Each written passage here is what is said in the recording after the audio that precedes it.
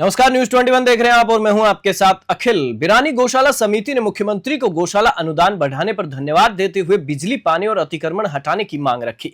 समिति ने गौशालाओं को आत्मनिर्भर बनाने पर जोर दिया। बिरानी स्थित श्री बालाजी गौशाला सेवा समिति की अध्यक्षता श्याम सुंदर लड्डा कर रहे हैं। वहीं सचिव है मानाराम बिश्नोई फौजी। गौशाला में पानी, बिजली कनेक्शन और गोचर भूमि से अतिक्रमण हटाने को लेकर समिति ने गांव की जनता के साथ बैठक की। बैठक में यह भी प्रस्ताव रखा गया कि गौशाला को गोचर भूमि पर स्थायी पट्टा दिया जाए और निर्माण कार्यों में तेजी लाई जाए। भामाशाहों के सहयोग से गौशाला में कई विकास कार्य चल रहे हैं। समिति ने राजस्थान के मुख्यमंत्री भजनलाल शर्मा को गौशालाओं के लिए 15% अनुदान बढ़ाने पर धन्यवाद दिया। साथ ही मांग की कि अब 9 की बजाय 12 महीने का अनुदान दिया जाए ताकि गोवंश को किसी प्रकार की दिक्कत न हो। समिति का आग्रह है कि गौशालाओं को आत्मनिर्भर बनाने की दिशा में सरकार ठोस योजना बनाए। न्यूज 21 के वरिष्ठ संवाददाता सुनील खिंची ने कैमरामैन जसवंत सिंह के साथ गौशाला टीम से विस्तार से चर्चा की। क्या कुछ उन्होंने कहा, आप भी देखिए। नमस्कार, आप देख रहे हैं न्यूज 21 और मैं आपके साथ सुनील खिंची। दोस्तों, लगातार गौशालाओं से संबंधित मुद्दे उठे हैं, मांग भी हो रही है और विशेष तौर से मैं बताना चाहूँगा कि कहीं न कहीं जो कमियां हैं गौशालाओं से संबंधित और जो उनकी समस्याएं हैं वो अब उभर कर सामने आ रही है। तो आज हम श्री बालाजी गौसेवा समिति बरानी के अंदर पहुंचे हुए थे और यहाँ के जो अध्यक्ष और पूरी कार्यकारिणी टीम, सचिव है, जो पूरी कार्यकारिणी टीम है, हमारे लाइव तस्वीरों के अंदर आप उनको देख सकते हो। क्योंकि श्री बालाजी गौसेवा समिति के अंदर किस प्रकार की स्थितियाँ हैं, किस प्रकार मुद्दे मसले हैं, किस प्रकार की यहाँ समस्याएं आ रही है और क्या स्थिति है। तो सर, पहले तो हमारे चैनल में आपका बहुत बहुत स्वागत है sir. Thank you. Firstly news 21 channel को बहुत बहुत धन्यवाद जो आप हमारी सुन ली है। Thank you. तो फौजी साहब, और मैं दर्शकों को बताना चाहूँगा कि पहले वो गौशाला मान लो सेवा करने से पहले वो इंडियन आर्मी के अंदर अपनी जो सेवाएं हैं वो देश की उन्होंने सेवा की और उसके बाद में रिटायरमेंट होने के बाद में गौशाला से संबंधित जो भी मुद्दे मसले समस्याएं यहाँ जो विकास करने की उन्होंने ठान ली और गो भक्त बन गए। तो सर, पहले तो आपकी ये जर्नी जानना चाहेंगे कि फौजी आदमी और गौशाला से संबंधित किस प्रकार प्रेम भाव बढ़ा। मैंने इंडियन आर्मी के अंदर 24 साल सेवा की थी। फिर मैं रिटायरमेंट होने के बाद 3-4 साल यहाँ रहा। तो गाँव वाला ने पूरा ने मतलब अपनी इच्छा जाहिर करके कि आप कैसे करके आप गौशाला का चार्ज बनो, इंचार्ज बने। तो गाँव वाला और सरपंच के कहने से मैंने सन 2018 में मैंने ये चार्ज किया था। जी सर, बात करें गौशाला से संबंधित काफ़ी समय से मांग भी उठ रही है कि 9 महीने का जो सरकारी अनुदान है वो बढ़ना चाहिए, क्योंकि कांग्रेस सरकार कार्यकाल के अशोक गहलोत जी के कार्यकाल के अंदर 9 महीने का सरकारी अनुदान हुआ था। अब भाजपा सरकार बनी है, भजनलाल सरकार बनी है, तो काफ़ी गौशालाओं से संबंधित हम मुद्दे उठा रहे हैं। तो सामने आ रहे हैं कि 9 महीने के सरकारी अनुदान के बजाय 12 महीने का होना चाहिए। बिजली, लाइट, पानी की निकासी, पेयजल की व्यवस्था है जो सरकार वहन करे और उसके बाद में जो 90% गौशाले हैं जो गोचर भूमि में है तो उनका पट्टा निर्माण हो और गोचर भूमि है उनके अतिक्रमण हटाया जाए। क्योंकि 9 महीने जो सरकारी अनुदान मिलता है तो उससे जैसे चारा डालने के बाद में 3 महीने जो सरकारी अनुदान नहीं मिलता है, तो अगर वो नहीं मिलता है तो वो 3 महीने के अगर गोचर भूमि हो तो उनके अंदर उसको चराने के लिए भी ले जा सकते हैं। तो आपकी क्या थिंकिंग है, क्या राय है? निश्चित ही बहुत अच्छा मुद्दा उठाया आप लोगों ने, क्योंकि 12 जो 9 महीने का अनुदान है वो पर्याप्त नहीं है जी। क्योंकि अभी जैसे बड़ा मुश्किल से उनको एडजस्ट किया जाता है। और जो गोचर भूमि की है वो गोचर भूमि है वो जो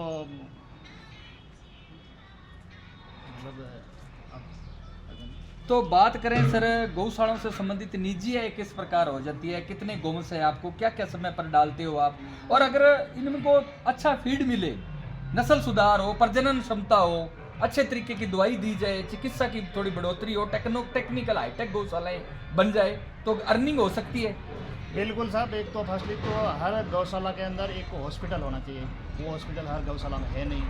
और जो आप अर्निंग की बात कर रहे हैं गौशाला के लिए, वो भी बहुत ज़रूरी है। तो सर, बात करते हैं कि जैसे अभी कितना सरकारी अनुदान आ रहा है आपका और गोबर वगैरह निजी है किस प्रकार हो जाए, दूध वगैरह? साल में 9 महीने का अनुदान आ रहा है। एक किस्त आ रही 5 महीना की, एक आ रही 4 महीना की। लगभग 35 लाख गवर्नमेंट की तरफ से अनुदान मिल जाता है। बाकी कुछ जन सहयोग है, जन सहयोग इतना मिल नहीं पाता है। और जैसे गोबर है, गोबर से और कुछ जन सहयोग से जिसमें अपने जो ग्वाले हैं उनकी तनख्वाह वगैरह एडजस्ट करना बड़ा मुश्किल है। तो आपको यहाँ धरातल पर आप जो रहते हो यहाँ, तो क्या समस्याएं उत्पन्न हो रही है आपको? गौशाला संचालन करने में क्या परेशानी आती है? सबसे परेशानी यह है एक तो लाइट पानी की। जो लाइट पानी का जो भी बिल है गवर्नमेंट को वहन करना चाहिए। ठीक है। हाँ। और पेयजल के लिए क्योंकि ये नागौर जिला और ये जिला है जो ये थोड़ा ड्राई एरिया माना जाता है, यहाँ सिंचाई पानी के लिए और पेयजल के पानी के लिए बहुत ज़्यादा तराई मानी जाती है, बहुत कम पानी है यहाँ। तो इतनी गाँव को पानी अवेलेबल कराना बड़ा मुश्किल काम है, तो कठिन काम है। इसके लिए क्या प्रयास रहेंगे आपके? इसमें गवर्नमेंट की तरफ से ट्यूबवेल वगैरह होना चाहिए, लेकिन गवर्नमेंट के पास में हम जब भी जाते हैं तो बोलते हैं आपके पास पुश्तैनी ज़मीन नहीं है। और जो गवर्नमेंट से कुछ भी एमएलए एमपी से कुछ भी हम लेना चाहते हैं, जैसे कोई टीन शेड वगैरह लेना है गायों के लिए, तो लास्ट में यही निकलता है कि आपके पास पुश्तैनी ज़मीन नहीं है। तो गवर्नमेंट से हम सरकार से मांग करते हैं कि जो गोचर भूमि है, जो गौशाला चल रही है, वो गौशाला का नाम मतलब पटा दिया जाए। तो सर पट्टे के साथ साथ जो गोचर भूमि है, आप बता रहे हो कि कितने बीघा गोचर भूमि है आसपास? यहाँ अतिक्रमण हट रहा है या नहीं हट रहा है वो? हमारे गांव में लगभग 1500 बीघा गोचर भूमि है। अच्छा। हाँ, तो उसमें कुछ लोगों ने अतिक्रमण कर रखा है, वो कार्रवाई चल रही है। और जो बबूल के पेड़ बहुत लगे हुए हैं, वो भी कटिंग का कार्य चल रहा है। तो आगे मतलब जो बदलाव सरकार आई है, इस कदम ये तो कदम अच्छा उठाया है। तो बात करें सर, आपके पास कम से कम 450 को लमसम गौशाला है, गौशाला के अंदर गौ माता 200 लमसम होगी। तो उनकी इधर बात करें अर्निंग की, उनकी निजी है कि दूध वगैरह की, अगर सरकार कुछ अच्छे नियम निकाल दे, आपके पास गोबर है तो गोबर गैस को कन्वर्ट करे या केंचुआ खाद के अंदर कन्वर्ट करे, यानी कि अर्निंग नहीं है गौशालाओं से संबंधित, आत्मनिर्भर गौशालाएं नहीं है। 50% जनसंघ और 50% सरकारी अनुदान के द्वारा गौशालाएं चलती है। अगर खुद की अर्निंग हो जाए तो काफी समस्याएं हैं जो हल होती दिखाई। बिल्कुल सही बात बोला आपने, ये होना चाहिए ऐसे। इसके लिए सरकार कुछ ऐसे नियम निकाले, हाँ, सरकार कुछ संसाधन भी दे। गोबर गैस संयंत्र लगे तो बहुत अच्छी बात है, नहीं तो जैसे कोई गायों के लिए कुछ बांटा वगैरह बनाए तो इतनी लकड़ी से कहाँ से लाएं हम। तो सर बात करते हैं लाइव तस्वीरों के अंदर न्यूज़ 21 चैनल के माध्यम से। अगर आपको आपके जोराराम जी कुमावत जो मंत्री साहब है, गोपालन मंत्री, या आपके जो प्रकाश जी हैं, हरि नारायण जी हैं, गोपालन मंत्री हैं, उपाध्यक्ष भी है, अगर वो देख रहे हैं तो उनको क्या सुझाव देना चाहोगे? क्योंकि आप तो धरातल पर गौ माता की सेवा करते हो, तो और वो तो मंत्री हैं, उनको धरातल पर क्या हो रहा है, क्या नहीं हो रहा है, क्या समस्याएं आ रही है, उनको तो नहीं पता है। क्या लाइव तस्वीरों के अंदर कुछ बताना चाहोगे उनको, कोई सुझाव हो? बिल्कुल, एक तो गौशाला जो चल रही है उनके पट्टा है, गौशाला का नाम का मिलना चाहिए। ठीक है। इस पट्टे की वजह से हम हर काम से, गवर्नमेंट के काम से वंचित रह जाते हो। तो सर बातचीत करें कि आपकी गौशाला से संबंधित चिकित्सा की बात करें, क्योंकि हमने देखा है कि पशु चिकित्सालय कोई गौशाला में नहीं है। तो अगर आपके पास 400 पशु है तो 400 पशुओं इनकी आवंटन काफ़ी है, 400 गौवंश बहुत ज़्यादा होते हैं। अगर पशु चिकित्सालय एलएच की व्यवस्था हो जाए तो हर बीमारी को उचित किया जा सकता है। बिल्कुल साहब, ये हमने पहले भी मांग की थी, तो आगे आश्वासन दिया है, लेकिन अभी तक धरातल काम हुआ नहीं है कि हॉस्पिटल के लिए।